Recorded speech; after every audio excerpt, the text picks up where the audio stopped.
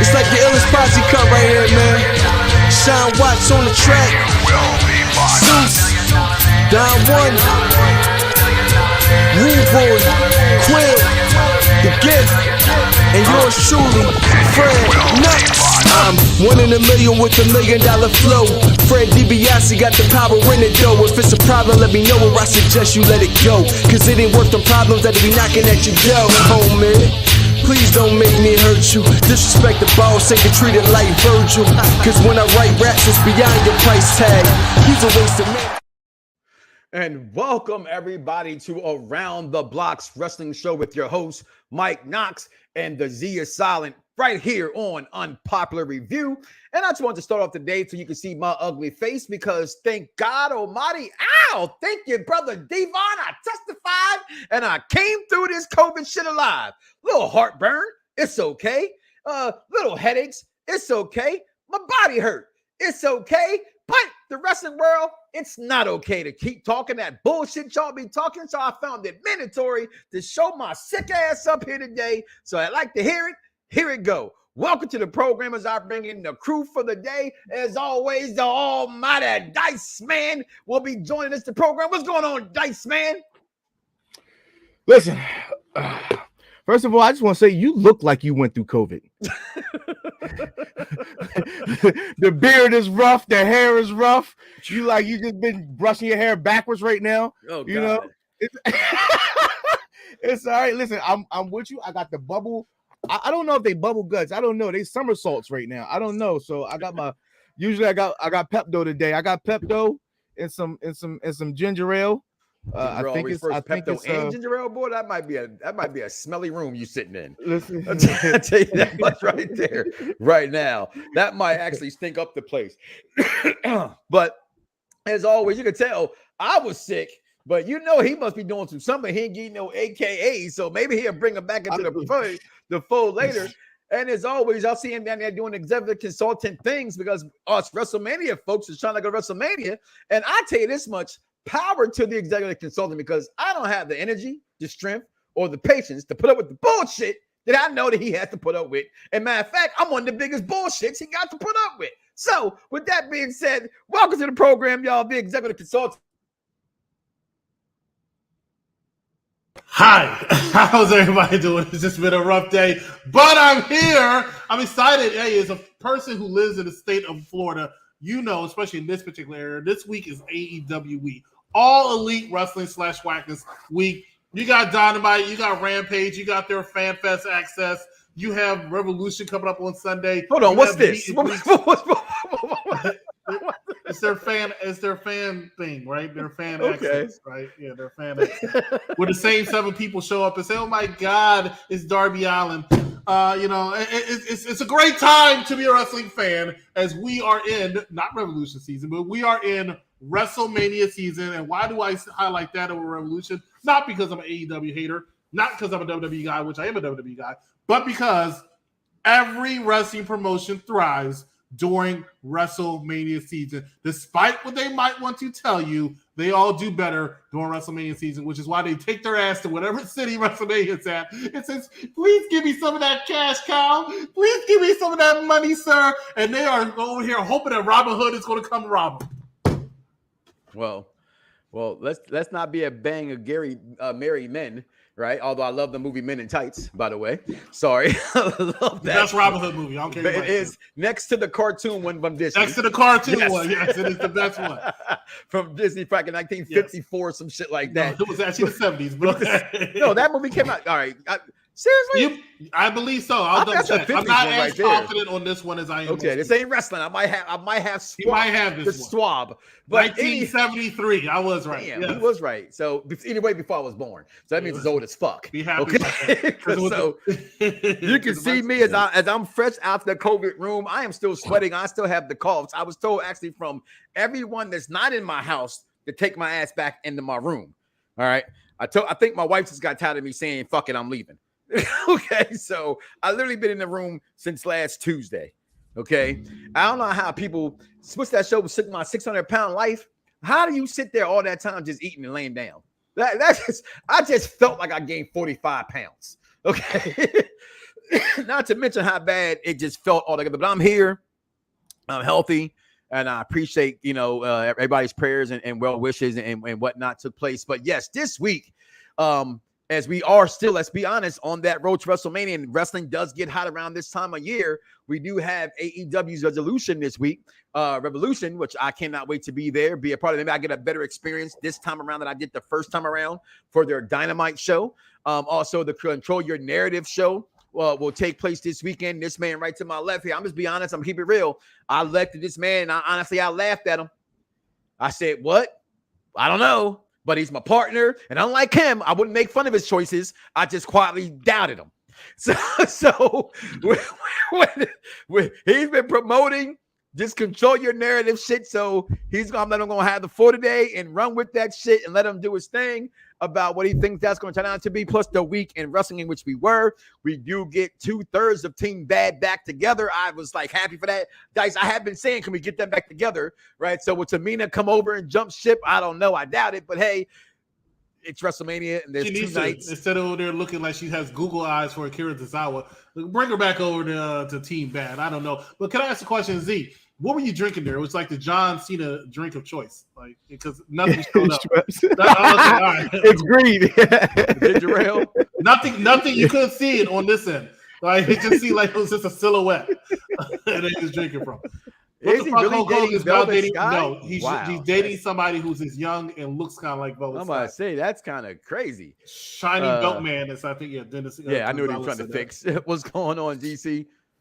What trio of All Elite Wrestling we need to belt you guys to be the first ever trios champ? This is true. Because have you seen everybody over there? They're tiny. I'm so hyped for WrestleMania. I am not tiny. So you're right about that. I told you last week. I know for a fact I take stool samples bigger than Hook. No WrestleMania access this year. Is that accurate? I did not know that. No, is that accurate? I wasn't going anywhere. I wasn't going anyway. So somebody check because these guys are. They're like, I want to go to access. First of all, don't do that. Don't do that. Hold on, I'm going to get down there. Don't do that. I'm about to say, who you pointing to? Z didn't say shit. What is he saying? I don't know. Don't say that because I will say it here and foremost. If you've never been to WrestleMania, I do think all the things that they have is important to be. If you've been, then from there you make your stance on whether it's important or not to go. But I think if you've never been to Mania, access is very important. So if there's no access, that's going to piss. I've been twice. I still would be mad because I actually like going to access. I don't want to spend money on something I don't need to spend money on. So thank you, George. I'm doing well. I ain't better. Or which one would it be? I'm better, but I ain't well. Right? Yeah, there it is. Okay. So I'm glad you're back together too. I mean, because right now Sasha Banks wasn't doing shit, and if they didn't find something for Sasha Banks, people are gonna, they're gonna shit an egg. Well, they're crapping eggs anyway because they're already upset. They're like, oh, Sasha Banks got to be in a feud with Naomi and the other girls or a meaningless title that no one cares about. First of all, here's a fun fact for you. Fun fact. Unpopular opinion. The WWE Women's Tag Team titles have been in existence for the better part of 3 years now, and they have main evented at least 3 pay-per-views and a couple of Raws and SmackDowns. That's right. How many is the Intercontinental title main evented? How many is the United States title main evented? How many is the Raw or SmackDown Tag Team titles main evented? No. If they're not WWE or Universal, they don't main event. But the Women's Tag Team titles have. So that's 1. 2, if they weren't on the card, you would be upset. Like nothing makes you happy. They can't be in the Raw Women's title. They can't be in the SmackDown Women's title. If they put them in there, you'll still shit. I should be a 1-on-1 match. Why are they making a triple threat? Why are they making it a fatal 4-way? This was the best way to go because otherwise than that, hey, there's a battle royal that might happen. And then what will happen? You'll still be upset. I'm going to say this. Shout out to my man, King Von Jr. 720 on the Twitter, holding us down as always. He put in there 1973. So I guess I don't know if you Googled it first or he put it up there first, but thanks for that information as well. Make sure y'all follow him, the Victorious One podcast. He attacks everything pop culture. He might even like that bullshit everybody keep talking about from last night, Euphoria. And I heard somebody say, I'm not going to say somebody. I know who you are. Armor King. I know I'm not the biggest Degrassi guy, but I used to watch Degrassi in its early stages. I still watch Degrassi. And it's nothing like Euphoria. Absolutely nothing like it. No. So, sorry on that note. Again, if you like it, you like it. That's fine. Lord knows I like things people don't like. That's not what I'm here to debate. I'm not here for that, but just saying, like what you like. And what wrestling fans like is to complain and can bitch about everything that goes on. So let's start right there with this past week in pro wrestling. I'm going to start with where we did not leave off at, now was going into Monday Night Raw. We thought we were going to get a really, really, really good Raw last week. Dice, did we get that? Now, we got the promo that's been talked about, and you want to compare it. You gave me the notes late, so I didn't add it to the show, so I apologize for that, but I will let you discuss that. The promo, which one was a more passionate promo between MJF and one Edge Copeland. I thought Edge's promo was phenomenal. Okay. I didn't want to wait for an opponent. I wanted to hear that opponent. Then I did not get it. Overall, I thought Raw last week was just okay. I wanted more. Again, I wanted more. I expected more. So for me, I thought Raw underdelivered. And just so that's just my thought. Dice, your thought about Monday Night Raw from last week? To me, Raw was it was satisfactory. I enjoyed it. It was a solid B. I mean, it wasn't. I don't expect a whole bunch of flair with it. With 5 weeks, 6 weeks out, probably like 3, 4. Then I'm gonna be a little bit harder on the critique of the show, but not too hard because it's still the grandest stage of them all. But to talk about that Edge shit was amazing. His promo since he came back, it's not too many touching. It's like Edge and Roman. If you want to throw in a couple CM Punk words, I'm not going to say his whole promos because his promos ain't been that impressive to me. Who are we talking about? Promos not been that special. Punk. Okay. Outside of his initial one, that was pretty solid. It was Why great. we comparing apples to oranges? We're not, but I'm just saying, if we're talking about promos and who's been on fire, I think in the past 365 it's Edge is one of those guys. Compared to MJF, and this is where I'm about to rub some people the wrong way. Rub you the wrong way. Stroke. I heard you say this show on the DMV last night. Let's yeah, he did. They Tank and all those guys are down in Maryland, I think. Let's calm down on the MJF thing. It wasn't the greatest fucking shit. Well, don't go there. We're on Raw. Hold on. Because we're on Raw. And I don't want you to compare that now. We're talking about, your promo of Edge, right? Okay. I thought it was great. It was from everything that I've read, it was very smart because it was very open-ended. He mentioned indirectly AJ Styles, Damian Priest, Finn Balor, Cody Rhodes. So they left it very open for them to move pieces around if need be. So I thought his promo was very smart. I thought it was very intelligent. I thought it was very passionate because it's fucking Edge and he's speaking big facts in the chat. So I loved it. I'm looking back, and I ain't gonna lie, I had to do some research because I just COVID and everything else like that. Yes, the Heyman stuff was pretty good, right? I did get to see Finn Balor finally get a rub in the mid-card division of being a tag team. Okay, unfortunately, I hate to admit this, with where they're going now and just wrestling changing, that's where he kind of belongs, right? Rhea Ripley looking dominant. Damian Priest, I'm not that big of a fan of. The Dana Brooks thing with the makeup, that was horrendous. Okay, absolutely horrendous. But the Edge promo from last week, the Heyman stuff with Brock Lesnar, their exchange of words, that was pretty much the best for me. Wanting to see what's exactly going to happen with Kevin Owens. Your thoughts on last week's Raw, if you can, there, Executive One. I enjoyed it. I thought it was a great show. I can tell for the first time in years, and I do mean that, okay, that we're in the road to WrestleMania. Why? And I'm not going to jump ahead of AEW. I'm not going to jump ahead of NXT or SmackDown. But last week, in my opinion, was a phenomenal, no pun intended, week for promos. You mentioned Adam Edge Copeland. I thought had a fantastic promo. I think his was a little bit better than MJF. MJF was a little too forced for me. MJF was terrible acting to me. I'm sorry. Okay. The little crocodile tears coming down. If you just bear with me for a minute, I wasn't impressed. Okay? And I'm an MJF fan. As you say, I'm an MJF guy. Move on. I'm an MJF guy. Move on. But I don't want to talk about it because I like this promo and y'all didn't like it. Yeah, that's fine. And we'll talk about why I didn't like it some more. But Edge delivered it. And I tell you who else had a great promo on Monday. And I'm not usually a big fan of her promo work. I think it's a little overrated. I thought Becky Lynch knocked it out the park with her promo on Bianca Belair. Absolutely. But she listen, Big Time Bex does that. For what it's worth, Big Time Bex kills almost anybody on the microphone. There's no Bailey there. There's no Bailey. Right. There's no Bailey. So we're not talking about those who aren't here. We're talking about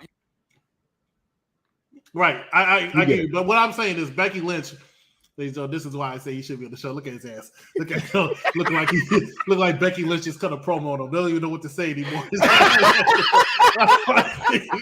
Becky Lynch. There go a commercial. Fuck you.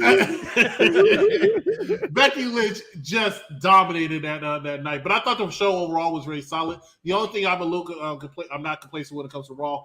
We'll move on from there. Is I still don't know exactly which direction they're going with one Seth Rollins. Because now it looks like they might insert into the tag team title picture. Maybe they actually might win the tag team titles in a couple weeks, which is something I said about a month and a half ago that I can see happening. But they're throwing the Stone Cold Steve Austin thing in here. Mm-hmm. So what are we doing with that? And don't bury Chad Gable in the process, who also has been doing fantastic work. Absolutely. Well, and not to mention also speaking about Monday Night Raw as you're talking about it, and the way that they definitely. Miz did what MJF has always done, which is Miz has been Miz and MJF is trying to be the Miz, right? Give you all those you think he's talking about Cody and then brings Logan Paul. Okay. So I'm not here for that. But again, for those who hate that part of WrestleMania, I will encourage you to remember WrestleMania has been built off of the entertainers, not the first WrestleMania since day one. Celebrities since day one. That's what the difference between them and now is Logan Paul earned my respect. I said this on the show a couple weeks ago. I like celebrities who go out there and take their lumps. Mm-hmm. Logan Paul is somebody who went out there and took a stunner last week. Granted, stunner's not the most powerful move in the world. I mean, it looks like it, but he took it. You know what I don't like? He's good on the mic, and he's good on the mic. Well, I give you that because he knows how to talk in front of a camera. He's a YouTuber, right? Mm-hmm. What I don't like about, I won't say just Logan Paul because that would be unfair to him, right? I would say celebrities that to me they go too far, and I thought the way that he was whooping ass last week was a little bit too much. They had to sell it. Notice they put him with Miz. I get the skull crusher finale shit. I get that part of it. But the whole corner fiascos and that, I just thought it was just a little bit too much. Just a little bit too much. But he did good in it. He did very, very good in it. And I say this much. I would rather see Logan Paul in a WWE ring than everybody's favorite Bad Bunny. And I'm just being honest. Bad Bunny to me belongs over there with Hook with somebody. Who was he beating? Look at Logan Paul for what it's worth. He's a statue of a man. Okay? He's what? Almost 6'3"? Bad Bunny bulked up a little. It still looks like a damn wet noodle. The difference between those two guys. I get it. Two different kind of wrestlers I guarantee you Logan Paul didn't study wrestling like Bad Bunny did. And that's why Bad Bunny gets the respect of other wrestlers, because he actually took the time to move down there, to actually take time off of making music and study and perform and learn from these guys. I don't think Logan Paul is doing that. I think he's too arrogant for that. I think the respect. I think that whole wrestlers respect thing. Damn. There's your commercial. I think that whole that's how powerful Brock Lesnar's F5 is. I said the word F5 and the bam is background. I think that goes too far. The respect of wrestlers, because at the end of the day, I don't need wrestlers' respect. Wrestlers don't even respect each other half the time. But look at the names lately that they've had in there, right? Logan Paul, Bad Bunny, and we'll talk about when we get to SmackDown. Johnny Knoxville, who took some lumps himself. How do you figure that one there, Jason Paul, when MJF's whole thing is Piper Miz? Campbell. I don't get that part. Campbell. Jason Paul. Did I say Jason Paul? You did say who the hell is Jason Paul? You said Jason Paul. And the same thing with this, George, as well. I also thought Johnny Knoxville on SmackDown, that's how you sell it, how he did it. He gets his ass, he doesn't look, even when he looked at even when he did a move, he didn't look like he was dominant because he's fucking Johnny Knoxville. He's supposed to look like a scrawny guy who got his licks in, got a quick 1, 2, 3, and he left. Paul looked like he was there to be like some damn Drago figure. Well, he's going to get his ass whooped at WrestleMania. Oh, absolutely. I'll say that. But I appreciate those fans, those celebrities more than like a Mickey Rourke who comes in there and just beats up a former world champion. There it is, Vaughn. I didn't need Dark Side of the Ring to tell me that. I've been in locker rooms with them. I've had enough interviews with them to know the respect and that's that whole shovel thing, right? When they go, oh, this guy had to. Every wrestler at the top of their game, and I'm gonna rephrase that because that's not fair. The majority of every wrestler that has been at the top of their game has put somebody has thrown somebody in the bus to keep their title. They want to rip everybody else. No one ever ripped Stone Cold when he took his ball home and ran with it. Nobody rips him for that. But that's what he did. He didn't want to lose the belt to Brock Lesnar, so he quit. Floyd Mayweather's another one. Thank you. Yes. Oh, Floyd did his thing at Mania. Floyd did his thing. When he took a chop, I was like, okay, he earned respect. I don't think Finn and Priest. I think they'd be in a tag team match. That's what I don't know, and that's what I guess is still intriguing about this road to WrestleMania, at least from the Raw standpoint. Is I'm going, and I'm excited because I'm going. As of right now, on paper, I'm excited because it's Mania. But I look at what they're giving me so far, and I don't see how this is 2 nights. And if this is 2 nights, it's got to be 2 nights of 2.5 hours long. This is not going to be 2 5-hour nights. No, it's not. It's going to be 3.5. But do we see a new United States champion tonight? Finn Balor. That said tonight. I'm sorry, I misread that. Yeah. Yeah. You think Finn Balor's taking that title from I think Finn Balor takes it from Priest, and for whatever reason, Vince likes guys who he puts in high-profile matches having belts, whether they're meaningless or not. Right, because they have a title going in, and I do think you see Finn and Ciampa. I'd rather see them go at it at Mania than being a tag team at Mania. I see Ciampa and the fans, in the seat sitting next to us, buying a ticket.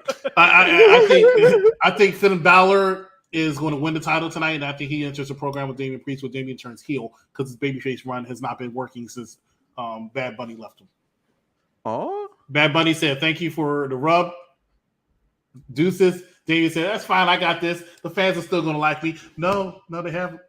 So they like him. They like Damian Priest a lot, and they try to push him. It did not work. Let's be real. Most time he comes out, it's pretty silent. Them Juice WRLD motherfuckers like him, though. I'm just saying. I'm just saying. That's their boy. You know what I'm saying? So I'm saying, what? I'm just pointing out the obvious kind of fan base the boy got. So the best thing to do for Damian Priest right now is to turn his ass heel. And the best person to do it with will be Finn Balor. Because Finn Balor can get in there. They got to give him a thank you for putting over Roman Reigns and Austin Theory. Give him the United States title. Okay. Moving on. Let's get into AEW. You're skipping NXT 2.0. Yeah, because we do a review on it and I don't watch 2.0. So, hold up. We are not going to gloss over the best thing. We can go. Please, if you want to, I tried my best. Now, how do I know he's talking about Nikita Lyons? Of course, that's all. And because I'm a rip it. I'm a rip it. Retweeted, most retweeted, most hard posted. Horrible. Like this was the best thing that I have seen since this relaunch. That the most talked about shit was not a match. Horrible. But a woman and what she looked like and how she pinned. Horrible. And if you saw SmackDown, you saw Big E gave a little nod to that pin when he pinned the old boy from Los Lotharios. I listen, when wrestling becomes all I got to is talk about that. Again, I'm gonna say this, and I'm not gonna talk about you because I know what you do, but I also know who you are. Okay. So I'm talking about the majority of people who are just like you. Okay. And I mean that with all due respect. If y'all watch this because that girl got an ass and an ass only, that's horrible to me. Y'all act like y'all never seen no ass before. Like y'all don't get no sex. That's all I'm saying. Is Elvis and the fans? They're acting like, but not like I said. I didn't say you. I said wrestling fans in general will lose their minds over a big butt and a smile. When you can't trust a big butt and a smile. Let me ask you this. Isn't that the purpose of them putting females on programs? Don't do that to me. Don't do that to me, because I'm gonna tell you what I've always told you. They put Sable there. Women are there. Women are in wrestling to keep the guys busy in the road. That's what they originally were there for. Yes, okay, they shine now. They do all that good stuff. But now they are regarded as sex symbols. They are enigmas of fantasies. So therefore, if I can get some comedy, and this my point. I can get some That's my point. That's my point right there. Sex. You want some fuck? Yeah, I want some fuck. I will see her shit. I'm not knocking that either. But this is why I say I'm gonna tell you why. This is why fans are fickle. I'm gonna tell you why fans are fickle. Are we talking about her wrestling ability? Can she do a match? Hell no, I don't give a damn about her wrestling ability. Can she act? At least can she act? See, you can right? fake can it she a little cut bit. A promo?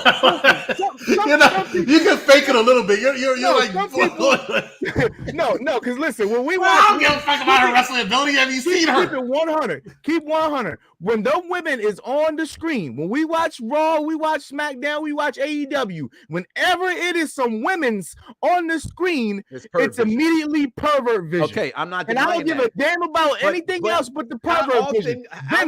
Outside of that moment, how often do you hear me run back to that part of the match? I don't. With the so what I don't like is wrestling fans who are fickle as fuck will sit here and tell me that's not the best thing that happened to NXT, because I've watched NXT 2.0. They got Braun Breaker over there. They got Toxic over there. I was there when Toxic won the tag team titles off the ladders match, and those asses. Like I said, I'm not gonna touch a big button and smile, and I'm not gonna get wrapped up to a chick because she got a big ass. What? Yeah, Mandy Rose, ass is phenomenal. I think her ass is a good ass. Phenomenal is a very horrible. She got her ass is heavy. That thing looks big. Dolan. Yeah, Gigi Dolan. But yeah, that ass is big. As I said before, men don't know what a good ass looks like. Y'all think every ass is good looking. Every ass ain't good looking. You think, heavy booty has a nice ass. It's not nice. It's just a heavy ass. It's a difference. Tony Storm got a nice ass. I didn't say Tony Storm. I didn't say Tony Storm. But you watched the TV show with Barbershop, right? It said Big Mama. What was it? How was the saying went?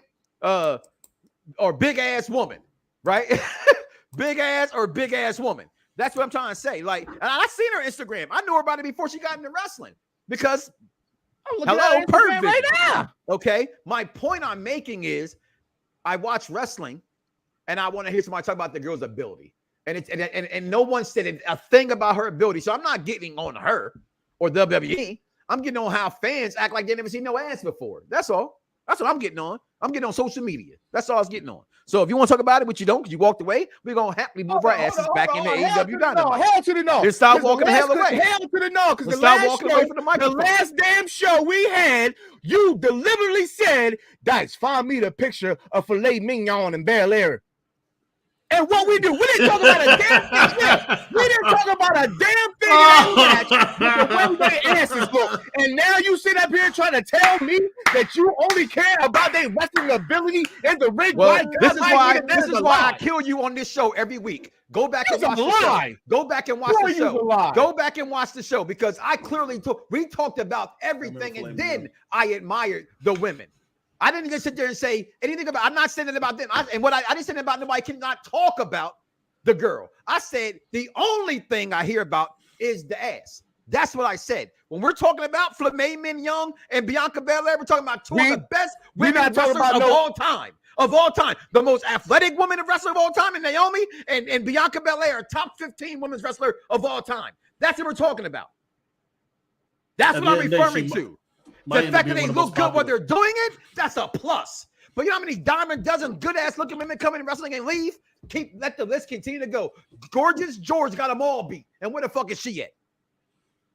Your big Papa Pump had Malaysia and all them other. George used to be. Hold on. Big Papa Pump had Nitro girls. They don't fucking count. They weren't wrestling at all. Okay, that is not done. That is not. You want some sizzle with your goddamn steak? Do you not? Well, I like my steak medium well. So it's not dead all the way. So that's why you eating egg whites, motherfucker. Move on. All right, listen. Hit them comments up on me, executive, please. So Dynamite last week, though, you do want to talk about MJF and his promo because that was the biggest talk out of Dynamite last week. I actually thought his promo was really good. I do feel like it was forced, but here's what MJF does really, really good when it comes to wrestling. He knows how to promote the internet stuff that we're just talking about with the ass, right? He knows how to use what was talked about all week long and use it. And he pulled up the Wrestling Classic and the picture and the stuff like that. I thought he pulled a really good story. I thought he kind of tried too hard. I give him that, where to me, that's just Edge's intensity.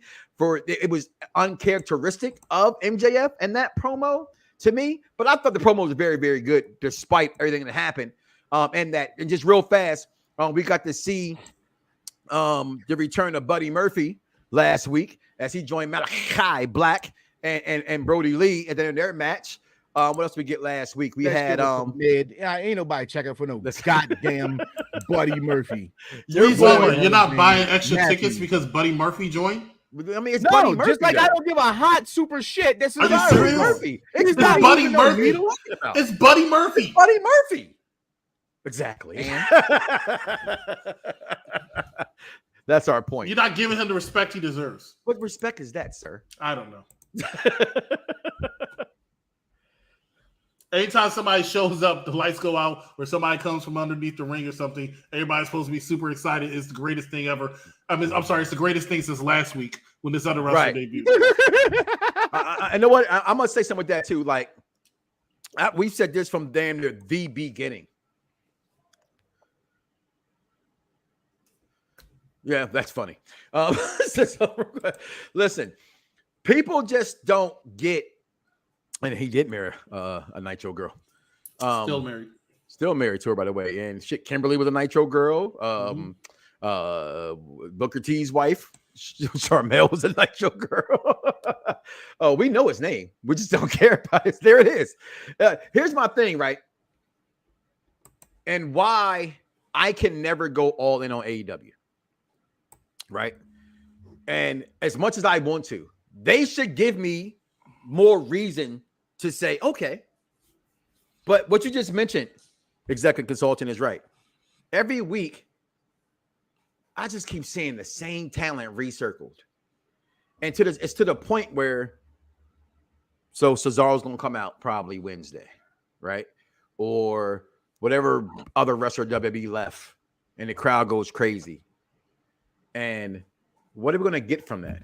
Right. I need to see some continuity with this company as far as they just got too much fucking talent. They just have too much talent at this point. I think they're announcing a new show. Yeah, it's AEW Dark Elevation Light. You can find that on the YouTube channel? Yeah, you can find it on YouTube. Okay. Yeah, I just think they got too much talent. Yeah. And not enough to do with anything. And again, I think I saw a post from I just seen from it, 3 Count from 3 Count from 3 Counts. They picked up website. Brian Cage's contract. Yeah, why? He did for another year with him because Cody Rhodes is probably still there. I do believe that. I've said that for weeks now. I don't think Cody Rhodes left. I don't think it makes sense. But I will also say, remember this Wednesday, in case you did not know, is Tony Khan making a major announcement. Another major announcement. Wrestling for years to come. Yes, that's what he said. And when Cesaro comes out, yo. Nah, for this to be a major announcement, I suspect Jeff Hardy. If it's somebody new. Well, Jeff Hardy already said he was coming, so you could announce something he already announced. I can't wait, man. It's gonna be great, man. Because Lord knows we got Buddy Murphy, we got that Danhausen guy, we got Adam Cole, baby, we got Keith Lee, we got Aleister Black. We got Adam Page. We got all these wrestlers in 2 hours of Wednesday. How could you not watch? My problem again with AEW is just they got so much talent. It's like, okay, I was saying the post I saw with Patron. He looked at Nobody special was checking for Buddy Murphy. But he looked special in WWE when you saw when you saw him, right? When you saw him in WWE, you were like, man, he got another great Mexican wrestler they're gonna bring up the right way and be that guy. And like now watch him now. Huh? We always think that when they bring in a Mexican wrestler. Does it have a mask on? Yeah. Because that's what that's their MO. And then they put him into something stupid like Lucha House Party. They just run around doing this dumbass shit. No, I like the Del Rio. To me, Del Rio was that guy. But once they took Del Rio's money, then he became a normal person. They should have never turned him babyface. Right? And that was his problem with the scarf and all that kind of stuff. He was MJF before MJF. I told somebody that last Friday. He had MJF all that. He had all that going on. And it just went away. But my point is that at least they forever long it may be a year. They get a year, 2 good year runs. People act like they don't get that. In AEW, they get what, 1 week, maybe a month. And where are these people at? Right? I'm just saying, where are these people at? Like, and then you give us these great pay-per-views. Has anybody seen Rusev? Well, he was hurt a little bit, but before that, you're right. That's why WWE wasn't checking for him. Their best guy, who I'm learning to pay attention to now, is maybe Sammy Guevara. And where is the guy everybody loves so much with Sting? Darby Allin. Darby Allin last week. Well, Friday. He came out on Friday. Yeah. You put him on a Friday show after SmackDown on a Friday night at 10 o'clock. He's feuding Andrade Cien Almas. Again, it's not a very smart move for neither one of those two wrestlers to be on Rampage. Well, at 10:30 on a They Friday. want Rampage to be that third hour. They legitimately try to build up Rampage. Talking about this MJF promo. Yeah. That shit was some mid. Some mid? It was some mid. It wasn't that. It wasn't all that. Reason why? I seen it before. You want to know where I seen it? Fucking Mark Henry with the salmon jacket. I see somebody put that up there and said, y'all forget Mark Henry did the same thing? Thank you. Like I didn't see, but I don't quite see it the same. That's a stretch. Yeah, I didn't quite see it. It's not a stretch. It's not a stretch, and I'm gonna tell you why. Because as much of an asshole in that rivalry that Mark Henry was, and then just all of a sudden comes out and decides that he wants to quit, and right on cue, he decides he gets the fans' emotions into it. And MJF did the same exact thing, and he even got CM Punk into it to ask him, "Is that real? Is that real?" Then automatically, boom, it gets turned. Like, come on, it's the same thing. It's the give him a little leg and take it right back. Straight up, like I didn't. As soon as I saw the tear, I said, "This is Mark Henry all over again." I'm sorry. It did nothing for me.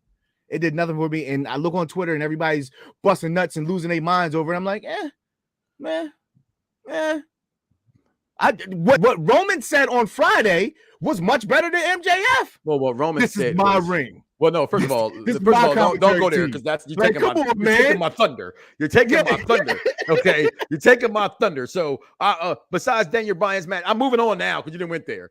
Okay, because SmackDown. Okay, if y'all don't understand something here, all right, I have been a wrestling fan for I'll be 47, so I would say safely 77 years. 35 years. Okay. And I have seen a lot of changes from fans not liking to liking, all that other kind of stuff. The 180 that Roman has done with the fans, if you want to call him a face or call him a heel, whatever you want to do. Yes, I get the intelligent wrestling fan will tell you if you're cheering him, he's not technically a face. You know what I mean? Yeah, he's not technically a heel. I mean, he's a face. So I kind of get that. Although the storyline tells you that he's a heel.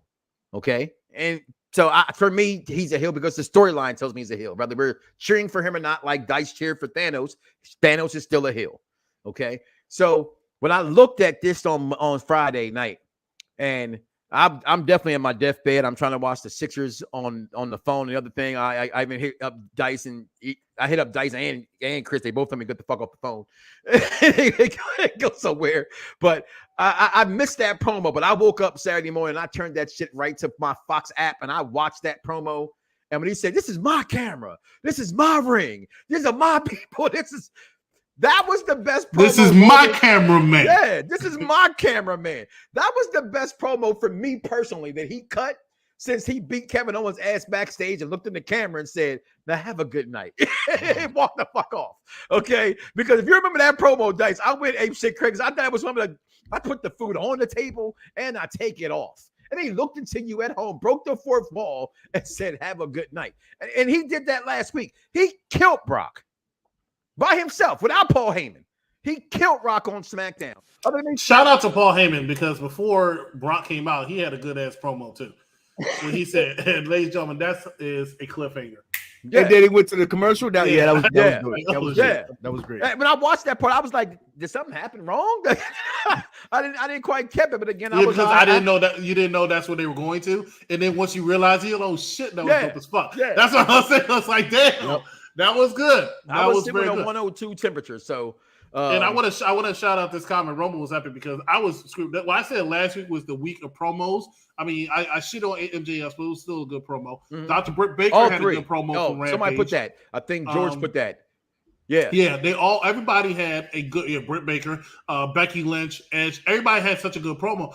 I don't know if you say what was your best promo for last week. I don't know. I can't speak on it. I want to say it's Roman. Becky Lynch. No, but then I want to say Roman. Let us know. Because Roman, keep that out too. Yeah, put it in the comments. Yeah. But it was so good because after Brock said, and Brock's been doing a good job too. And the only thing he really did was like the rating. He loves saying it for himself now. The rating, defending, undisputed. Brock Lesnar. He said, "I'm gonna kick your ass. I'm gonna kick your ass." He called somebody a dick. Brock did a good job. Then Roman did his subtle thing, which he does well. He starts off very subtle, and then he got up, and I was like, "Oh shit!" He got excited, right? You're like, "This is my title. It is not even your fault, Brock. You see this, man? This is my cameraman. These are my commentators. These are my people because they acknowledge me." And that's my belt. It was belt. just so much It's an passion belt. behind it, man. Yeah. It was so much. Absolutely. You know what? It was so much passion behind what he was saying. When he did the unveiling that the security guards also work for him, it was almost. I feel like I almost took it away because then it just got calm and then you just knew Brock was about to. And shout out to Brock Lesnar because when he goes ape shit on people and whips ass, he goes ape shit on people and whips ass. I really felt sorry. Tomorrow night I'll do a plug on UPRE. We're doing Batman Begins, right? We're doing Batman Begins, and there was a part where Ra's al Ghul told Batman, Christian Bale, he was like. You something blah, blah, blah, blah. Anyway, he said, "You know how to fight 6 men. I can teach you how to fight 600." And I was like, it's so hard for anybody to fight 6 men until I saw Brock Lesnar whoop these damn security guards with tables and chairs. He literally threw some chair at somebody. Yo, he does all the time. Brock goes off script all the time. Yo, I'd be mad if I got somebody, Brock Lesnar, Sheamus, and JBL. I do not want to be in a ring with those guys because they're gonna really fuck you up at any given moment. Daniel Bryan does too, low key. People don't know. He's so nice, but people don't know. Daniel Bryan with the very knees, stiff. With the knees, with them kicks are hard to fake. Well, he got those things on though. Oh, the kick to the face, yes. Yeah, Daniel Bryan, no, he's physical. Shit, I'm he's sorry, very physical. That's why he wanted to go AEW because he wanted to be. Y'all better acknowledge him. That's why he went to AEW because he wanted to be a lot more physical than Vince would let him be in the ring. Because Vince is more like, I'm protecting you and I'm protecting my money. All right. AEW said, go out there. You can go out there and fuck each other up. I got somebody new coming in next week. It gives him some time off. That's what he like. It don't matter. You wrestle 2 weeks, you off 8. Exactly. We're gonna forget you even exist. But to answer your question though, and get through this wrestling week session, I absolutely thought the weekend wrestling was pretty good because these promos alone, and you said at the beginning of this program, Chris, that it's the road to WrestleMania, so everybody steps it up some because everybody knows where the eyes are going to be at on the wrestling world right now, and it's stuck there. Like it, don't like it, indifferent towards it or not. Those 3 promos were insane this past week. Taking nothing from Edge as well for me. Britt Baker had a great one. Huh? Oh, Britt Baker's as well. I loved. The only thing I didn't like this past week, honestly, for me in the wrestling world, was the attention to old girl's body parts and not her ability. But at the same time, as I got inboxed, she promotes herself that way, so why not talk about her that way? I think Cap said that too. Instagram is fire.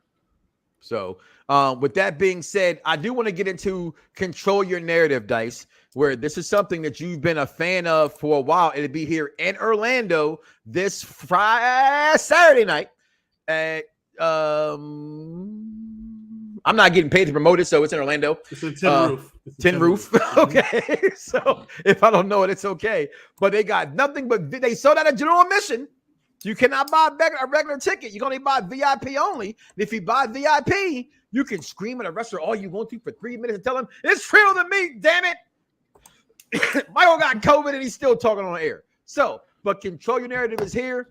I do like the concept of it, but I'll be honest, if I get a chance, and I've sent out fillers to talk about these guys about this. If not, I'm telling you, we're going to be in Dallas, and my camera and whoever's next to me at a camera will be rolling all week. We're going to find somebody to get this shit off and talk about it. But I gotta say, y'all friends with me, y'all know how I go. When you get I'm a little afraid alcohol for and the camera and the live thing, and what happens. But Dice, speak on this if you can, man. This is your time to shine for your boy, Mr. EC3, Ethan Carter III. Send hook. Listen, I told y'all almost a year ago, that Control Your Narrative was going to be the best thing in professional wrestling that's not being talked about. And lo and behold, it has got so much steam, so much praise and accolades from everybody in the wrestling world that literally agreed with me. Like, it's you take everything that we know a wrestler to be or what they should be, right? Like a Braun Strowman. He's supposed to be a monster. But what do they fucking have him do? You have him in a feud with Shane McMahon and he's just calls him big and stupid. Like, no. So now what they do is they take the aspect of with the cinematic matches and they use wrestling in a ring to perform a cinematic match. Like, not outside the ring, not all the other shit. Like, it's literally that. And they're telling the story of them not being able to do what they wanted to in their other promotions, and then them being down. And the turning point of all of these matches is when they finally realize what EC3 has been teaching them. And then they finally unleash their true narrative in which they are now controlling themselves. So I think it's really good if you can pay attention to storylines within a wrestling ring, because not a lot of people know that there's a story being told in the wrestling ring without the commentators. Without the commentators, there's still a story being told. The commentators are just telling you that the story is being told. This you're literally watching it, no extra sound, none of that shit. You just hear just straight hitting body slams. You're hearing it, but at the same time, you're able to understand that there's a story being told. And he's kind of the last one they had, they kind of left the door open for Bray Wyatt, but Bray Wyatt ain't fucking with nobody right now. So yeah. Pretty soon I'm gonna reach out to EC3 after some of this steam goes down. Somehow when everybody else gets off his dick. Yeah. Hey, you mommy, all you hoes calling here for my daddy, get off his dick. Like that, mommy. That's a little Biggie skit for you young people. Notorious B.I.G., the greatest to ever do it. And I ain't talking about El DeBarge.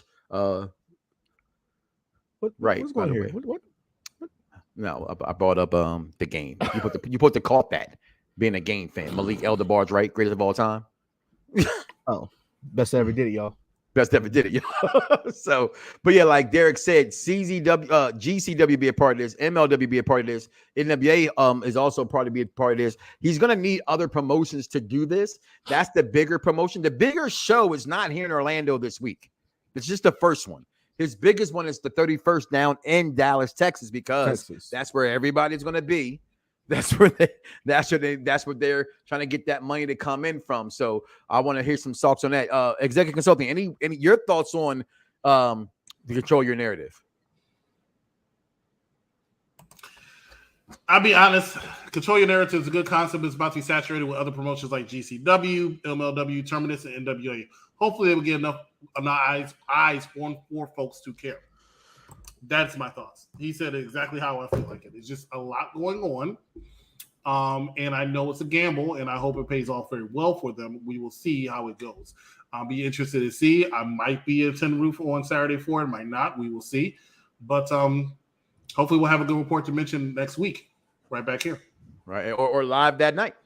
Right, live that night from that evening. So if we're there, if there's wrestling and we're there, UPR will be there, and that's true because we seem to be at all the pay-per-views. We were at Royal Rumble, we were at Day One, we were not in Saudi Arabia, but we'll be at Revolution. We will be at WrestleMania. I might be. Anybody going to Dynamite that we know? Well, I know we know Nico's going. I know people going to Dynamite, but right. Nobody. But I know nobody in UPR. Okay, is going. Okay. So with that being said, also Dice brought might be a up. double or nothing. I want to mention that again. Might be a double or nothing.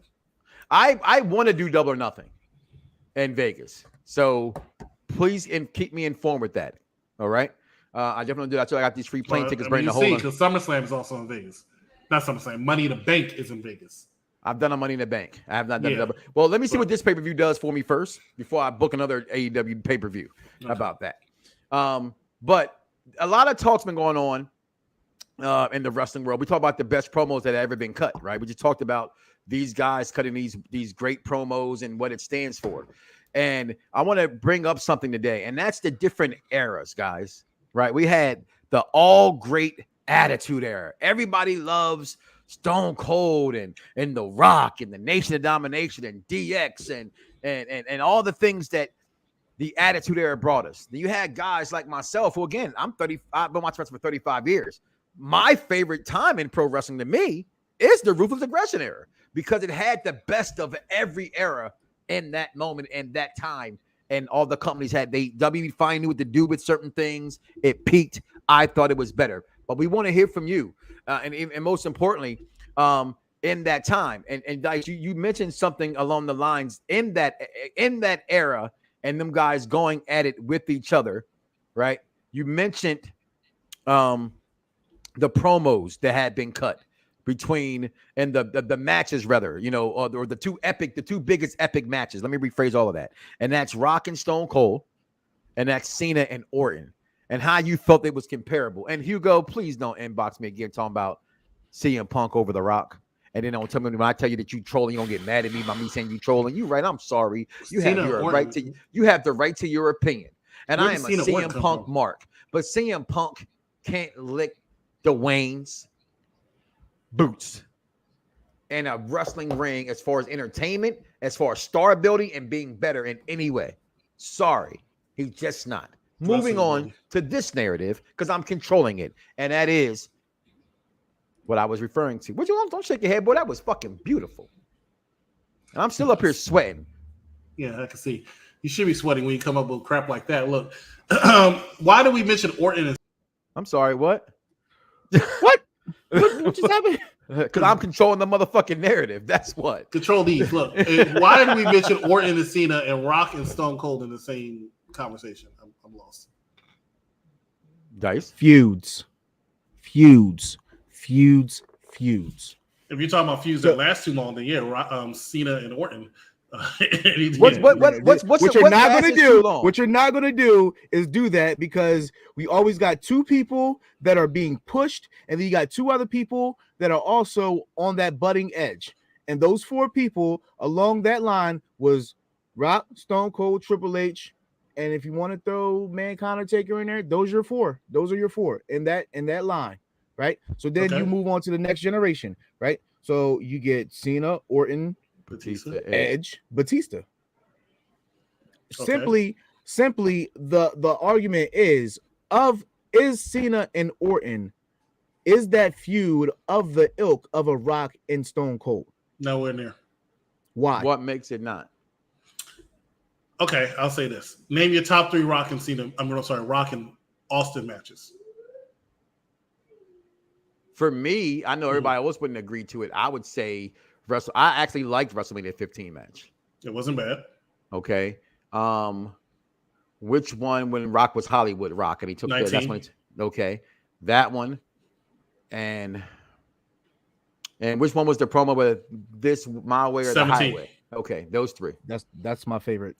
For me, it'll be 19. I'm sorry, in this order: 17, 19, and then Backlash 1999. Now, go your best Cena Orton matches. SummerSlam 07. Okay. The 60-minute Iron Man match that was at Bragging Rights, I believe. Okay. Yes. And then their latest feud that they had in 2013 into 14, yeah, and then at the Royal Rumble. So you're saying the Royal Rumble match? Yeah. Great.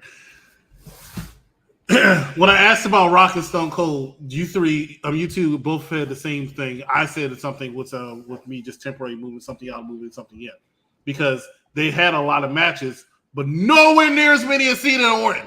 And they were in the middle of a damn brand extension. But I had so many Cena Orton matches on Raw, on SmackDown, pay-per-view after pay-per-view after pay-per-view. You said SummerSlam 2007. You could have said SummerSlam 2009 for every fucking sake. Well, Rock was gone a lot though, right? Rock was gone a lot, but it made the matches more special and made it more impactful. Where Cena Orton, when I asked that question, I saw the look on your face, Mike Knox. It was because of COVID.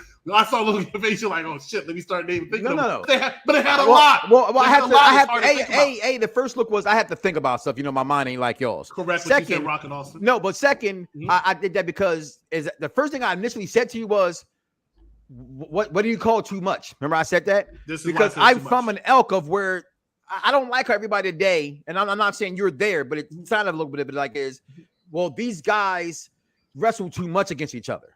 They did. To me, that's wrestling. For me. That's no, it is wrestling because I also mentioned because we can say that right now for Brock. This is Brock and Roman's fifth Mania?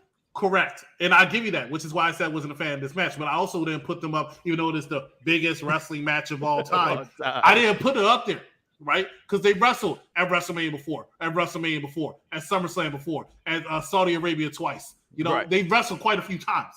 But Cena and Orton literally wrestled so many times, I can't even count. My favorite match is a breakdown in the I Quit match. I thought that match was phenomenal. I really liked that match. However, they wrestled too much. It oversaturated me. And even though they had good chemistry, they're not like the Usos and New Day. I can watch the Usos and New Day almost any day of the week because they always put on a fire match. I've never seen Usos and New Day have a match. They've had 20 matches. They've had 20 matches. I don't think they put on bad matches. 20. I don't think Cena and Orton puts on bad matches. It's 13-7. It's 13-7 in favor of John Cena. You said 15-7, but you said they had 20 matches? 13. 13-7. Okay. Did you just try to correct his math? I thought you said 15. So yes, I was going to correct it. Here's one right here. I don't think Orton versus Cena had the emotional investment from the fans like Austin versus Rock. There were people that argue Austin versus Rock as the best ever. Cena fans were emotionally invested in Cena. Orton fans didn't have that rabid emotional fan base. I just don't think I think it was a feud. I think it's an important feud. I don't think it was one of the greatest of all times. You also have to say Cena. Without that feud, you Cena don't Edge. Get the same John Cena. Cena Edge. Cena Edge is just as equally. Edge is just as equally on that plateau. Trust me, I don't even like Cena Edge. So in the back half, I don't like Cena Edge. In the back half of the 2010. So you want to go 2005 all the way to 10.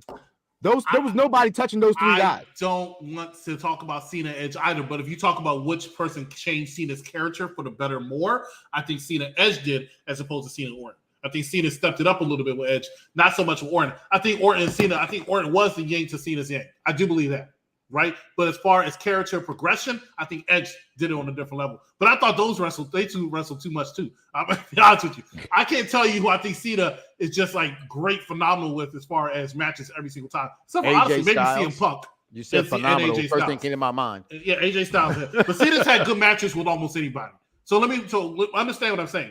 I'm not saying Cena does not put on a good match because I think Cena's had great matches against almost any wrestler out there in those 15 years, right?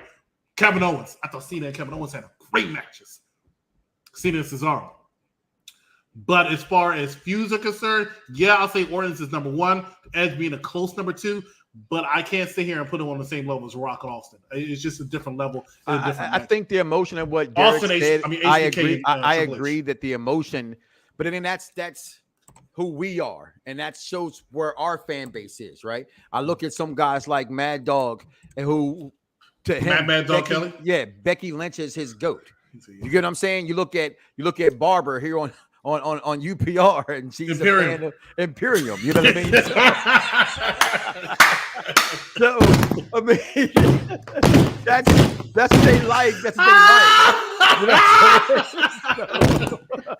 like. Hey, Bob, name your top 5 faction. Well, I gotta go with Imperium. What?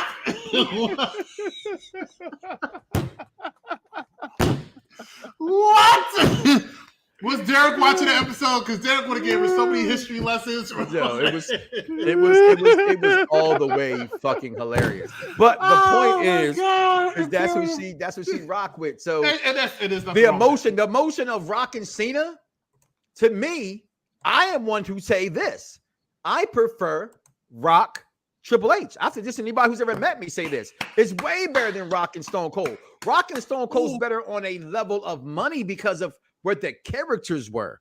But as far as hatred for one another to me and stories and progressing, I gotta go and in ring. I'm going Orton and I'm going Rock and Triple H. Ooh, Really? I am. no, he has a great point. Rock and Triple H's feud from They hate Nation each other, Domination bro. and DS, Nation Domination DS, all the way up was for SummerSlam '98. They had one of the best ladder matches I've ever seen. Ever. And no one talks about that match. Still put it over Yeah. because it wasn't spot fest like everything Yep. is now. But it was a great match. Those two, damn, Mike, you have a good point. That I still bottle would go is Rock and visible. Austin over it. I still would go Rock and Austin over it, but that's a No, good most argument. people Those will, two- and I those get that. two are like And ultimate but that's super my. wild. But I'm also a Triple H mark. But So also I put look this, at also things put this out differently. there. If you take the Vince McMahon part out of the Stone Cold Steve Austin versus The Rock angle, would it have worked on that same level? And I'm not sure because then it's the Stone Cold versus McMahon. So yeah, damn, Mike, good job. See, and here when it comes to that bully Rock part, Vaughn, I know you've been here for a while, so I'm not sure if you go all the way back to the Ahmed Johnson interview, where Ahmed Johnson said Young Rock, which comes back in 2 weeks, by the way, on NBC or on the Cock. Back when Young Rock was in the company, he would do anything to be friends with Triple H and Shawn Michaels backstage. And we all know the clique was powerful back then. So I'm not going to say he was, I'm not going to say he was lying. Go watch the interview. He said some really crazy stuff. He probably was. And then his head got big, of course, but No, he said things like, I'm gonna get this one little snippet. He said, I think you remember this interview. Ahmed Johnson said, not quote, that The Rock would say that Rocky Johnson wasn't his dad to the locker room so that he could fit in better because of the black thing. And I remember listening to the interview. He wasn't like we are now, face to face. We were on the phone. And I'm like, damn, really? If you could see my face, like that's a heck of an accusation to make on someone. But I want to comment below. Let us know which one you think. But I do think, to answer your question, though, Dice, I do think it's comparable. I'm not going to say that Rock and Austin isn't bigger than Orton, because it is. It's who those two are. I think it deserves the conversation. But I do believe in you in saying that. And I do think it's one of the greatest rivalries of all time, where executive consultant is not. Rock, Cena and Orton it could be in the conversation. It could be in the conversation. They are. If you want to look after that. Hold on 1 second. When it's all said and done, they're going to have more titles than anybody in that company's history. Who? I think they already do. Cena? Orton Cena. Oh, yeah. If you compare to any two other wrestlers, yeah, Orton Cena. By far. And for that comment, people say, well, championships don't matter. It depends on who got the championship. Go ahead, Dice. Yeah, I think if we want to talk about the next era, right? The next era after, Austin and Rock, we got Ruthless Aggression, and then we got what the hell was that other shit? Which one? What was after Attitude? After Attitude era, Ruthless Aggression. And then what? PG. And then PG era. Okay. So now we're in I don't know, we're still in the new era. But now they call it the modern era. Yeah, okay. So up until 2010, like what other great rivalries would we have to forever? Go off. I can tell you some of my personal favorites, but I wouldn't put them as the best of all time. But what would you consider a rivalry? Is it a rivalry or is it a feud, or are they the same thing? I would say a rivalry. Well, yeah. A rivalry and a feud are the same thing. Are they? A rivalry is more deep seated to me. Yeah, I think that's what he was. I knew that's what he was getting at. But Mike's right. It is actually the same thing. But I see what you're saying when you say a rivalry. Rivalry is like your arch nemesis. That's your Joker to your. That's your dance partner. Your Superman to your Lex Luthor. Well, that's why I call it a dance partner, though. I don't. You know what I mean? So, but in the wrestling world, when you say feud and rivalry, they're the same. They See, I look at it from a different perspective. I can't say that because Rock feuded with Chris Benoit for a while, but did they have a real rivalry? So I see what Z is saying with that. You know what I'm saying? Okay. Kurt Angle, he had a rivalry with Triple H. He had a rivalry with Chris Benoit. He had a feud with Triple H. He did. He tried to fuck that man's wife. That was a rivalry. He tried to fuck Stephanie. It was the $1 billion princess who ain't trying to get a nut. Brett HBK, I'll give you that. Undertaker, right? He's had quite a few feuds. People always say, well, who's his greatest villain of all time? Who's his greatest opponent? Smart money would say Kane. I was a big fan of his feud with. I wouldn't say Smart Money. I would say Foley. Mankind. Say Shawn Michaels. I would say Mankind, because Mankind put him through more things than even Kane put him through. I look would at those boiler room matches, them buried alive matches. There he is. Kane wasn't involved in them joints. There he is. I knew you were coming with the old school. Oh, that's my favorite too. That's my favorite rappers of all time. You said that. I agree. Undertaker, HBK. I can make an argument for HBK. I can make an argument for Mankind. I can still make an argument for Kane. Right? I can make an argument for Triple H. I wouldn't make an argument for HBK. Dice because of the different HBKs we went through, because he got hurt. You know what I mean? So early HBK, even then, Vince was smart and they touched each other, but that was it. They had even leading into the blood John, right? When Kane showed up, that was so quickly pushed. Bad blood, right? They pushed that real fast to get that moment. So like to me, Shawn Michaels and Taker never had the long rivalry, like drawn out feud. It just was what it was. They got it on, and that was it. You know what I mean? And they moved on to me. Where like with Mick Foley, even with Kane, it was drawn out. It was hatred. You know what I'm saying? Like it was Paul Bearer's job, which you can say that was his true one, right? Because Paul Bearer was responsible for Kane, responsible for Mankind. You know what I mean? He had his there with Vader and stuff like that. You know what I mean?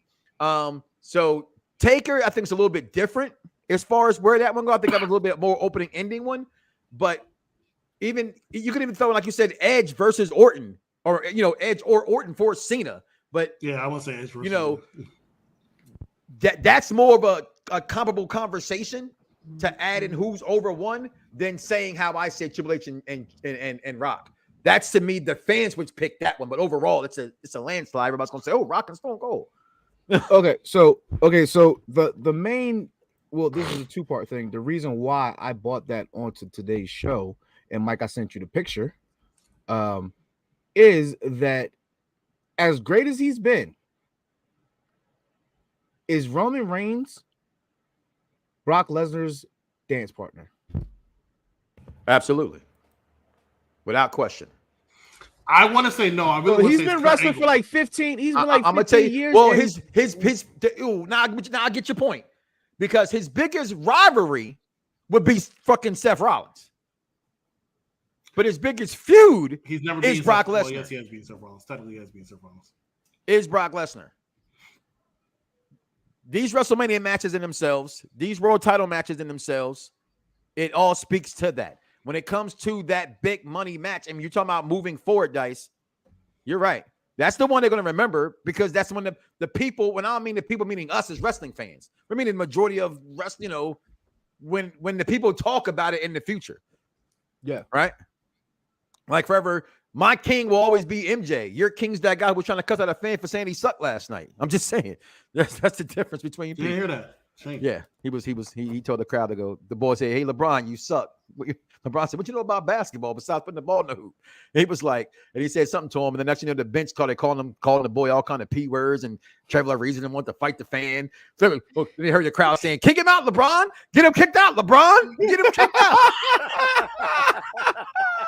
Because they got booed in LA last night. Yeah, I actually shared the video clip from Bleacher Reports in my stories.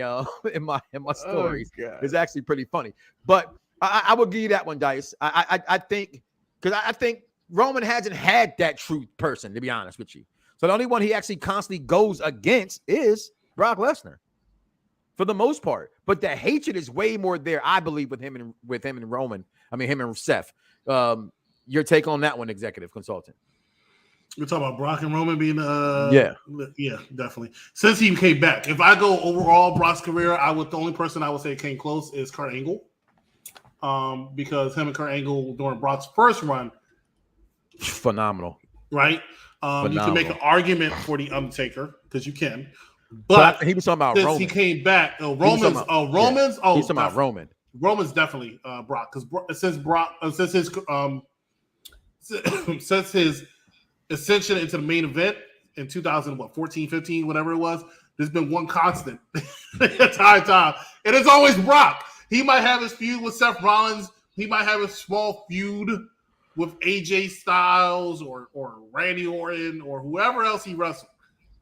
But his one constant, as you see from this picture right here, has been Brock Lesnar. No matter who's the heel, who's the face, who's wearing a shirt, who's not wearing a shirt, that's the one thing that goes on between these two is each other, because they're the only other person big enough to make it believable. When Brock was feuding with Seth, I'm sorry, I wasn't believing it. I don't care how many times they had Seth beat Brock.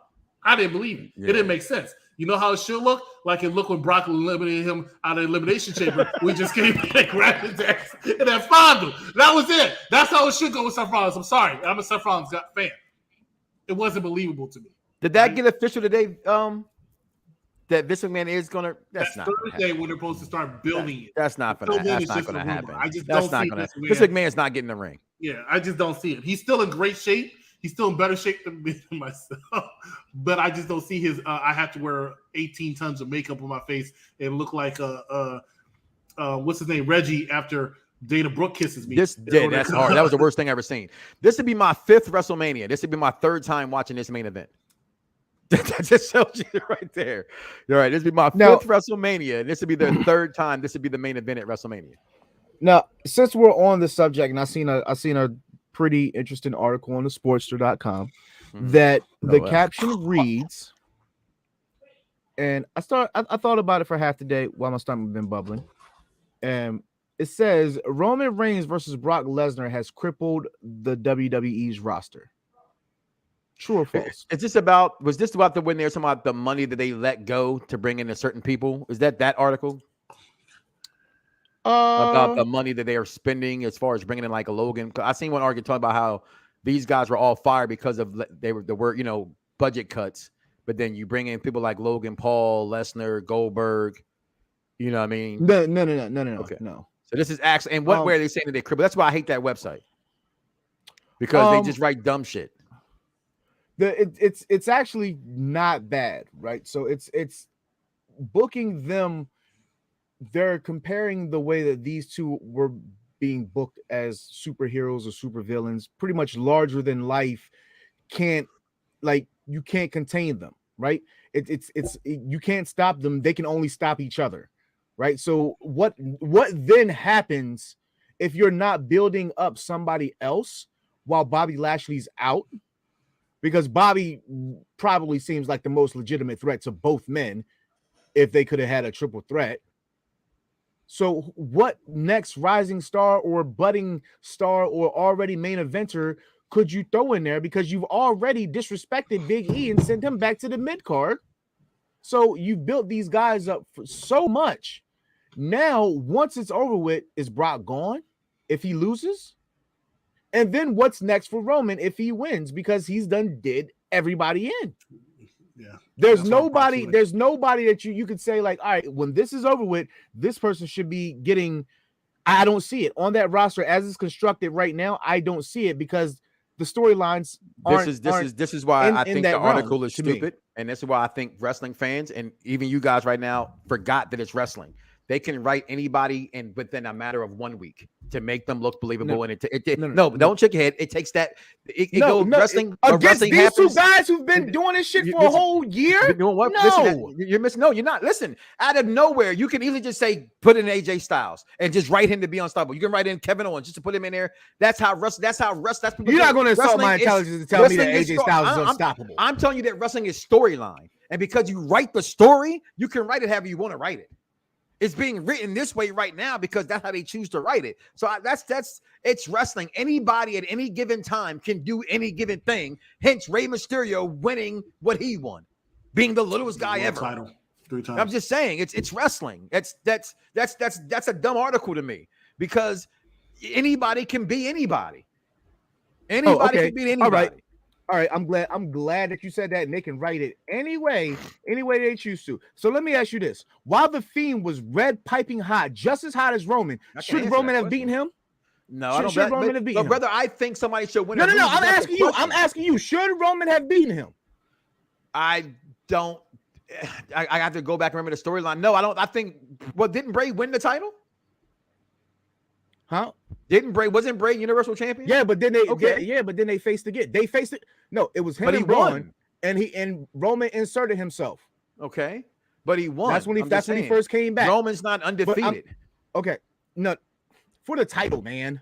I'm saying, for the title. But yeah, that's my point. It all goes together. We can't pick and choose what narrative you want to go to. Controlling it, I'm gonna control it. It's not, wrestling. No, that's not a narrative. It's that's 100% narrative. The narrative is that he doesn't lose the championship because it's for the title. The truth be told is I've seen him lose the title.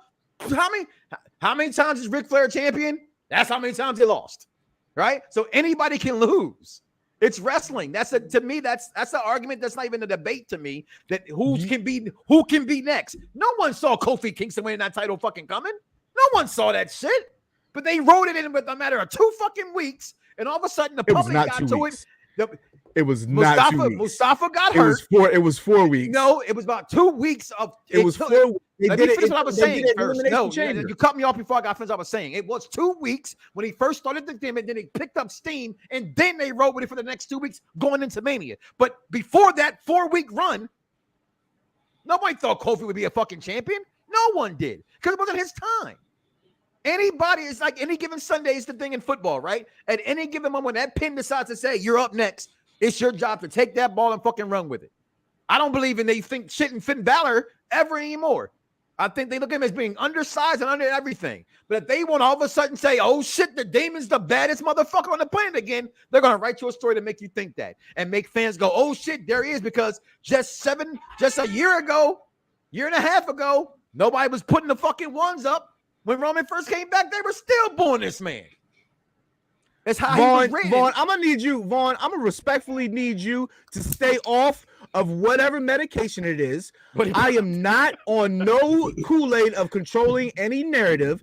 And second of all, nobody was checking for Mustafa freaking Ali just the same way they weren't checking for no damn Kofi Kingston. They weren't checking for him in 2009. They damn sure wasn't checking. The fans were checking for Ali. I remember that bullshit. I didn't believe it either, but fans were like, Ali, Ali, Ali.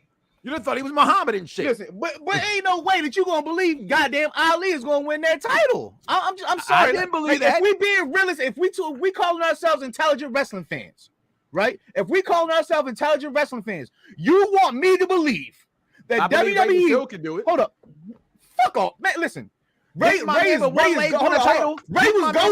Zach Galvin win the title? Hold up, Ray was goated before he even got to WWE. Did Zach Galvin win the title? A title? At some point, did Zach Galvin have a title in WWE?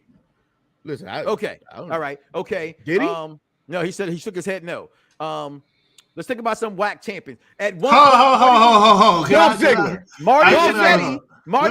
Can I correct y'all real quick? Yeah. You know, I'm that guy that fact checks people, right? So let's discuss this. One, it was not 2 weeks, right? It was not. All right, it was a little after Royal Rumble. And before the pay-per-view, before WrestleMania. I don't get what we laughing about. I'm talking about as far as the fucking fans were responding after about 2 weeks. That's what I said. They were responding before that because they were not actually as being responding. Champion, they wasn't. Not as being world champion, they were not. Mike, they were not. Let me no, because you're wrong. But go ahead. Let me finish. That's already you're wrong because you're saying no. The fans were not fucking checking for Kofi Kingston to be champion. They were more than Mustafa Ali.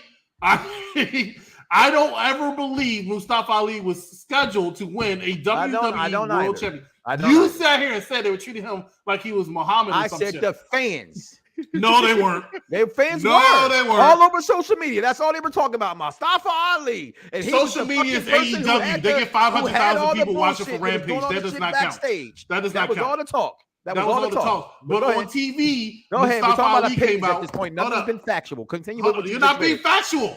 You need your champion to have a reaction when it comes out. It's opinion. Is what I just said. It's an opinion. Nobody's fact. So continue. You just said factual. I said no one's factual, but you can't hear because your damn ear muffs are on. I'm sorry, but I simply did already ask and requested if I could speak now because I actually let you two talk for like 5 minutes, and then as soon as I started talking, the blocks. It's around the block because I'm controlling the narrative. That's what they want to do. I want to control the narrative, and I want to speak over everybody so somebody else can't get a word in. Can I say my point? Can I say my point? I asked you to go for 5 minutes already. And you won't stop talking. You won't shut the fuck up and go. How can I shut the fuck up and go? Right there. Sense. Go. Can I go? I'm going. Right? I'm going. Am I going to get interrupted? All right, cool. No one wanted Mustafa Ali to win a championship. Everybody was cheering for Kofi Kingston. I knew the minute they were cheering and how they were writing that storyline because they did like 5 gauntlet matches in a row, right? 5 gauntlet matches in a row. They would not have done that just to have Kofi Kingston lose. They wanted the fans 100% behind Chambers after Royal Rumble. They wanted the fans 100% behind Kofi Kingston, even having that underlying racism tone going into WrestleMania. That's what that was, okay? Vaughn, all right? I wasn't saying shit about you before, right? And then Z over here said something about medication. And I wasn't even going to call my doctor friend to get you some fucking medication. But when you put stupid-ass comments up like this, right? What did he put? Chris takes too long to get to a point, right? When you put this up, I have to question your ADD, right? That's what I have to do. Because you cannot sit here and listen to Mike Knox go all the way around the blocks before he gets to a point and then say, I take too long to get to a fucking point. That's what we're not going to do. When I said make your point, you didn't take forever to get there. I'm done. You can carry on, sir. You did take forever to get there. Yeah, you can carry on, make your point. You can carry on. Listen, tomato. I remember the narrative being swung by the internet, which controls a lot of he's back on a lot of what a lot of people talk about nowadays, right? And everybody kept talking Mustafa Ali, and I remember saying how I thought it was stupid. And then once I agree with that, but I don't see that. But to me, I didn't see them pushing Kofi to be that champion that year. Okay. If I missed it, I missed. Once they were pushing him, then it became the black agenda. But before Mustafa went down with the injury, he was not the talk. Mustafa was the talk, and then he got hurt, and then the perception of what Kofi should be changed. I would love to see Mustafa Ali versus Daniel Bryan on 205 Live. All right, let's go. Well, Daniel Bryan's too heavy for 205 Live. 205 didn't exist. Didn't he get rid of all those guys? No, yeah, it's called NXT Dark. Level NXT what? I thought it was Dark. Next up, level up. NXT Dark. I thought it was NXT Dark. NXT Evolution Dark. It's not only on YouTube or something. Like I don't know. I think like it's not on the cock. That's for sure. Yeah. All right. Revolution is Sunday night. We got a few matches. Only match I really care about. That's a lie. I do care about this match. I want to see this dog collar match because I think it's a throwback. And I think it's going to actually help out CM Punk, who has not been the best in-ring wrestler since he's been back. MJF, to me, is not the best in-ring competitor either. He's a good sports entertainment wrestler. He's not the kind of wrestler that most fans actually kind of go for, other than his gimmick. He's just okay in the ring. So I think this is going to be really good, really brutal. I think they both do tell really good stories, so I'm excited for this match. I want to see this match. Dice, your thoughts on this match, on the dog collar match? And by the way, I'm picking CM Punk to win this, by the way. Didn't Cody Rhodes have a dog collar match in AEW? I believe not too long ago. Yes, I feel like wasn't it against the Perfect 10 or something? The Whack 10 or the negative 11? What's his name? The chairman? Ty Dillinger. Sean Spears. Horrible guy. Whoever it was. Wasn't it him? I thought Chris would know the answer. She knows everything. I'm a little excited for it. That AEW. A little, not extreme. Like it doesn't. It's called main event. Do anything for me. Cody versus Brody Lee. That is true. That they did have one. They did have one. That's where it was. Okay, that's where it was. I think CM Punk should win, but I think after the promos that people are going ape shit over, I think it's going to push MJF to get that victory. So theoretically, I'm going to go with MJF just because of the steam. But I wouldn't be surprised. In Chicago. So I think that was his, you know what I mean? Your thoughts on this one, executive consultant? Who wins this one? Definitely MJF by far. And it's because of the promo and CM Punk coming out there already look like he's being suckered in. So it looks like he's going Was that not the best part of the promo? Like CM Punk, I'd say the promo was effective. I just thought it was a little overdone, but I understood what they were doing. They're setting up for MJF to look like he's about to lose, and he's going to pull out a picture or some shit. And then CM Punk's going to look like a sad little bitch, and then MJF is going to win. Now, the reason how come I think this is actually going to be a good thing is because I still think MJF is going to be want to take that title off of Hangman Page. And Hangman Page, his title runs been lackluster, but they've stretched it as far as they can because he's going to beat Adam Cole. Well, there it is right there. Who you say he beats Adam Cole? He's going to beat Adam Cole. I think Adam Cole wins in Orlando. I don't. I think Adam Page wins, and he goes on to face MJF, and MJF is going to beat him for that Speak title. about this. We talked about, can we not go back to how great, at least I thought Hangman Page's promo was? He said you got the wrong Adam. I thought his promo was pretty good on AEW Dynamite as well. You compare it to an Adam Page promo. Yeah, well, yeah, okay. I'm a fan of Hangman Page personally. So I like the old school look. He reminds me, I said this a long time ago, he got the Magnum TA kind of thing going on, the cowboy thing. He is friends with that elite crew. You know what I mean? So I think I don't know. I hope he retains, but I think in Orlando, Adam Cole wins. Dice, who you got winning this match? I think Adam Page is going to win. I'm not even going to lie to you. This program with these two is pretty stale to me. It's not hitting at all. It's for me. I don't know. It's something about it just doesn't hit for me. It doesn't hit for me at all. It's a miss. It's a big swing and miss. I think it's a force. I think it's a force feud. And I just don't like it. Hold on. Now, isn't that all the AEW? yeah. I'm just saying, like, no, out of nowhere, after like, the match. Your turn. Yeah, your turn. Go down there after the match and just stand in the ring. Don't do anything. Just stand there. We'll figure the rest out. About Daniel Bryan came out of nowhere.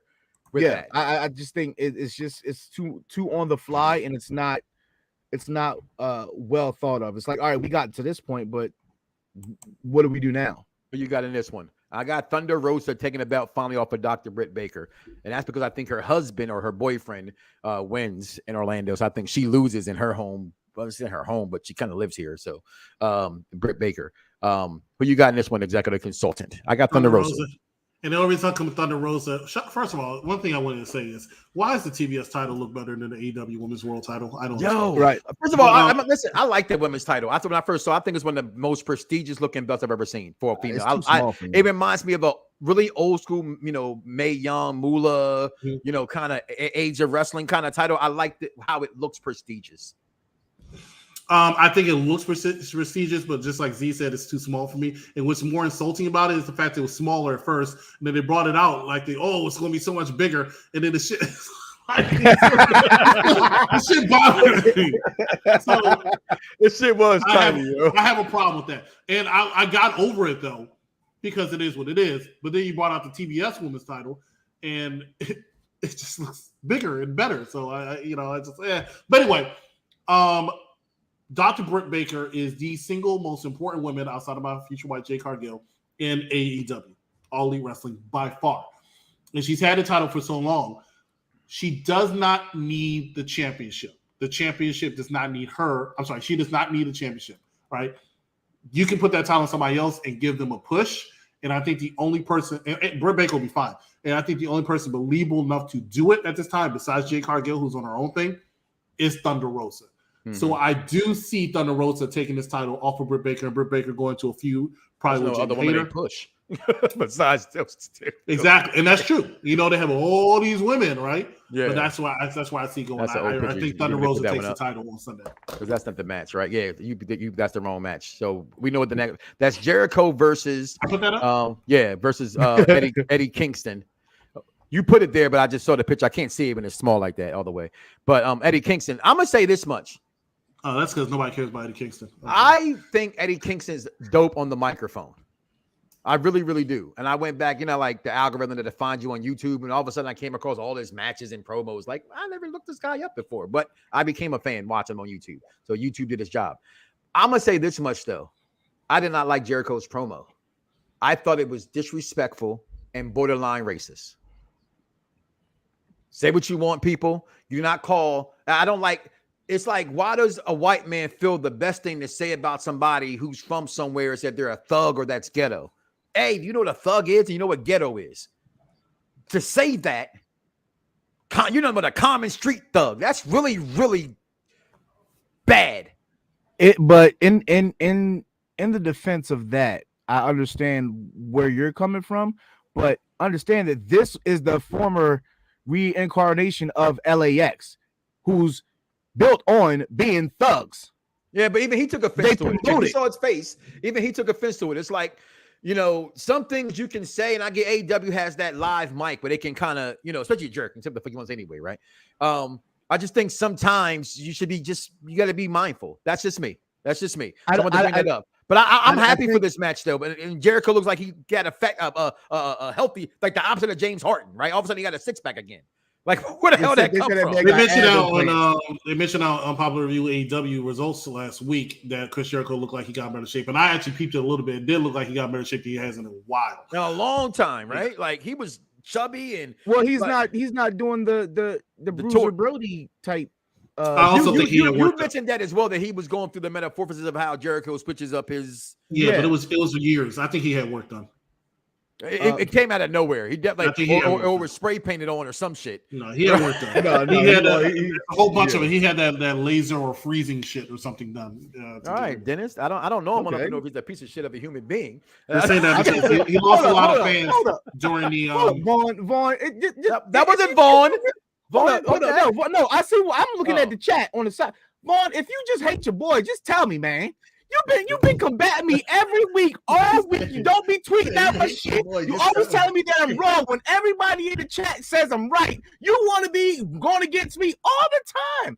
Listen, there is a defense. There is a defense against it. If we can defend other stuff when they say, "Oh, well, I understand the storyline of why Triple H was telling Booker T he's supposed to be getting his bag." I help you understand that. That was not understand that. That was bad. But they're snobby white men who are in Evolution and money and women. Why would they not talk to him in that way?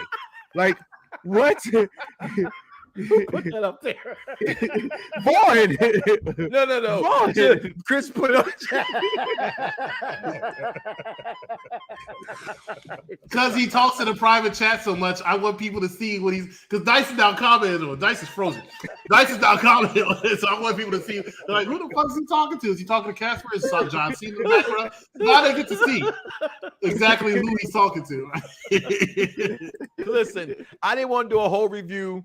That'll take place this Thursday, if I'm not correctly, somewhere on UPRE. UPR, they'll talk about that as well. Stop defending that piece of shit. I'm not defending Chris Jericho at all. Dice, well, that's one of Dice's guys.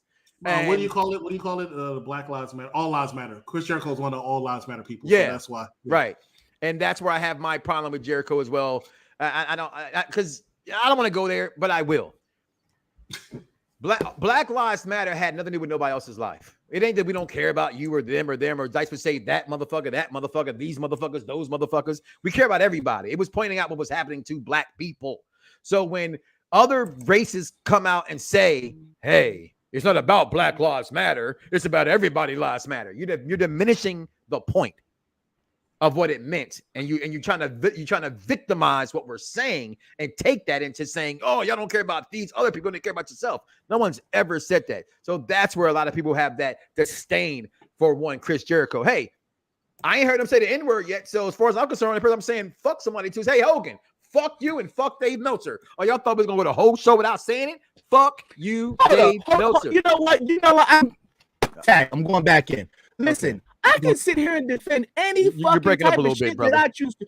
What? Why am I breaking up? I don't know. Ask us. We looking at you. Am I breaking up now? No. Listen. Anyway, you know who gets butthurt the most about this stuff? Why is it always the black people? Why always butthurt about when it comes to some race stuff in wrestling? You know it is, but you gonna sit up here and laugh at the Mexicans? Oh, you're talking about that. As far as that's concerned. Are you talking about that? No. Hold on.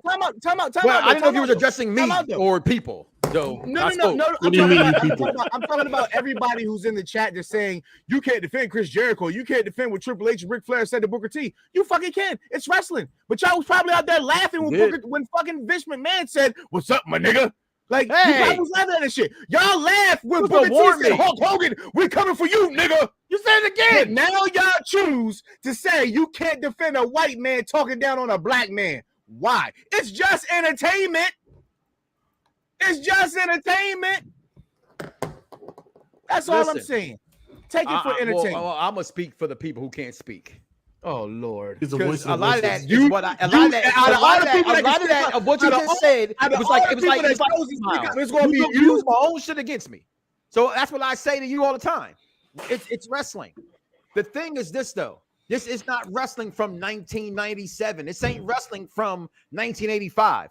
This isn't that world we live in anymore. I agree with you. I feel 100% what you said. Yes, that's why when it comes to a lot of stuff in races in wrestling, I leave it alone. I get on them personally as human beings and the racism they've done. In wrestling about it, I let it kind of be what it is. I pointed this out because I saw it and I felt the same way.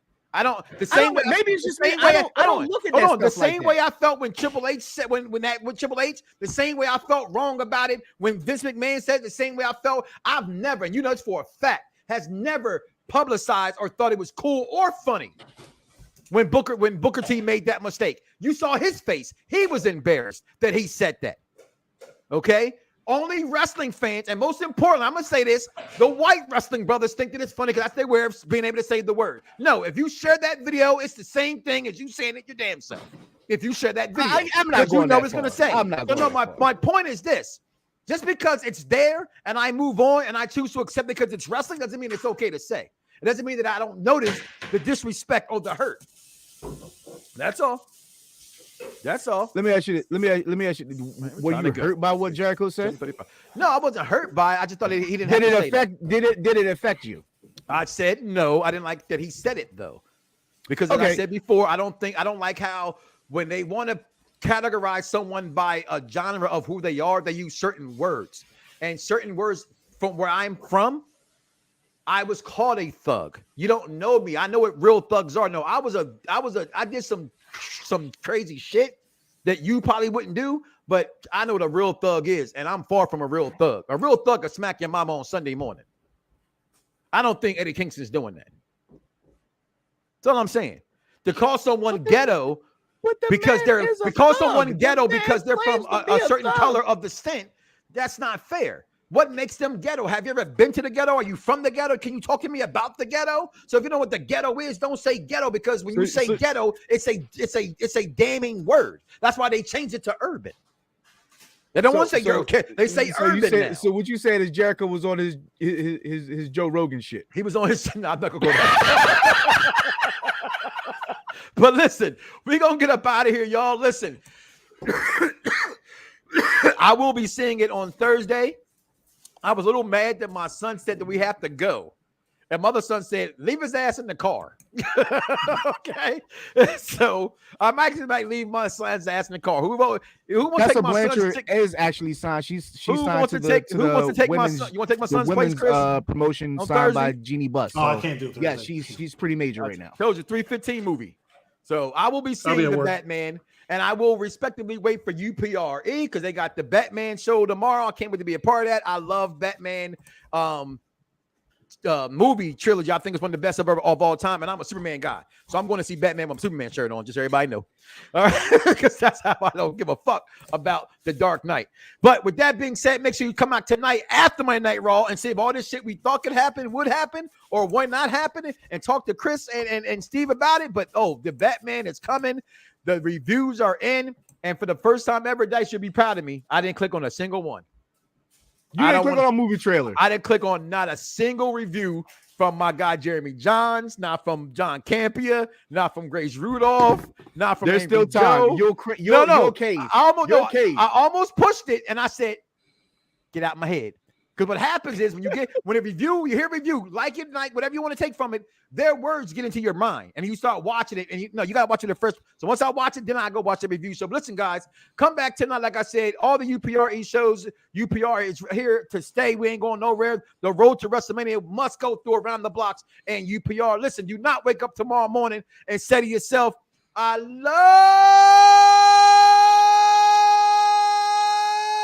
me some me." And don't love God. I'm almost back, y'all. We out of here, y'all. Everybody's got a price. Everybody's gonna pay. There's a $1 million man always in his way. $1 million man. Yeah. It's like the illest posse cut right here, man. Sean Watts on the track. Zeus. Don One. Rude Boy. Quill. The Gift. And yours truly, Fred Nxt. I'm 1 in a million with $1 million flow. Fred DiBiase got the power in it though. If it's a problem, let me know, or I suggest you let it go. Cause it ain't worth the problems that'll be knocking at your door, homie. Please don't make me hurt you. Disrespect the boss.